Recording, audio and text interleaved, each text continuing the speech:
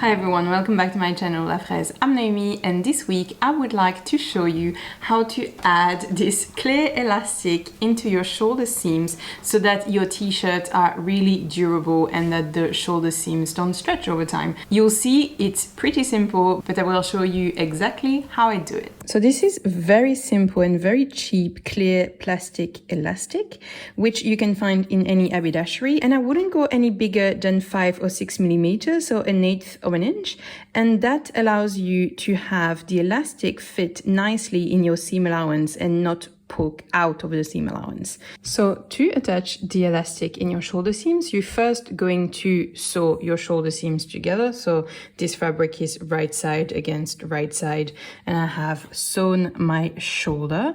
So you can sew your shoulder your favorite way. I personally do a zigzag stitch.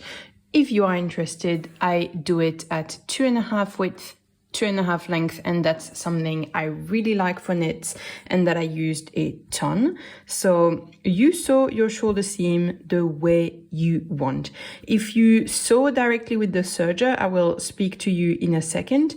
But first, let's just say you have sewn your shoulder seam and you are ready to get your elastic. Then I'm going to bring my seam to the machine. I prefer putting my elastic on the back of my seam. It's not the end of the world if you put it on the front, but personally I find it nicer on the back because as you are then going to press the seam allowance towards the back, it means that that elastic will be kind of fully not enclosed because it's only pressed back, but it's going to be out of your way, and this way, if you have a sensitive skin, it's going to be more comfortable.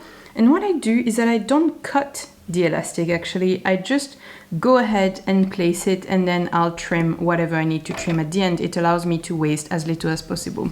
As you can see, I'm leaving a little bit of elastic at the front to just make sure that it doesn't fall in. I don't pin anything, I just go for it. Now, if you want to pin this down, use clips. Do not pin into your elastic. This is plastic. Once there's a hole in it, the hole is in it forever. It can weaken the elastic. I wouldn't be too worried about it in this case, but just best practice, best to use a clip. To do this step, I will actually lengthen my stitch width to 3.5.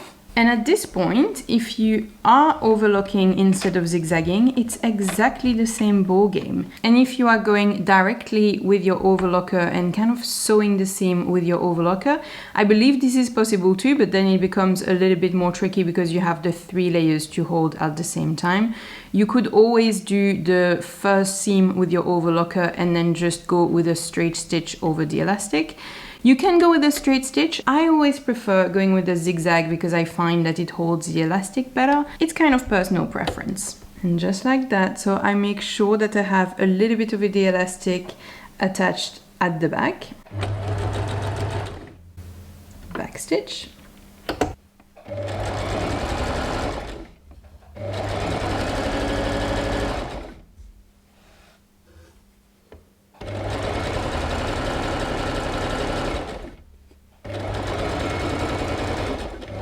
Back stitch,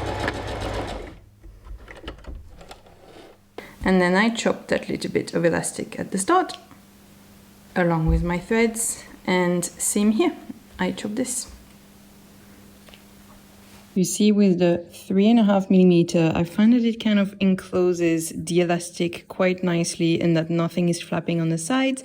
And then at the next step, I will make sure I press the seam allowance this way so that I can't really feel the elastic against my skin. So I hope that this video was useful, that it's helping you in your t-shirt making journey. If you don't know which pattern you want to sew next, please make sure to check my series over free t-shirt patterns. Don't forget to like this video if it was helpful, subscribe if you want to come back for more, and I'll see you in the next one. Don't forget that you can make anything.